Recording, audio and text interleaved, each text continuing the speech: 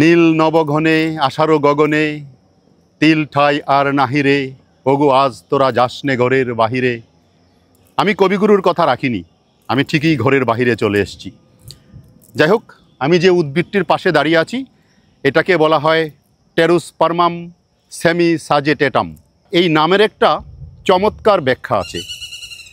Tarot মানে হচ্ছে পাখা, স্পার্মা মানে হচ্ছে বীজ, আর সেমিসাজেটেটাম হচ্ছে, সেমি মানে হচ্ছে আংশিক বা অর্ধেক, সাজেটেটাম হচ্ছে ধনুক বা তীরের মতো।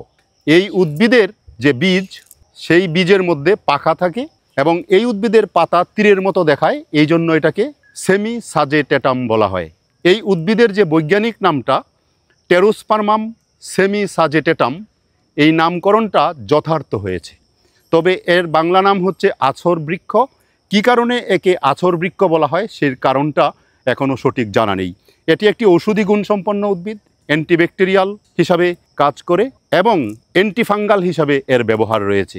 এছাড়া এর কাঠ দিয়ে ঘরের খুঁটি তৈরি করা হয় এবং বিভিন্ন রকমের আসবাবপত্রেও এর কাঠ ব্যবহার করা হয়। বর্তমানে এর আধিক্যটা অনেক অংশেই কমে গেছে। তবে এর যেহেতু কিছু ঔষধি গুণ রয়েছে, ঔষধ হিসাবে এটাকে ব্যবহার করতে হলে অবশ্যই একজন রেজিস্টার্ড চিকিৎসকের সাথে পরামর্শ করে নেবেন।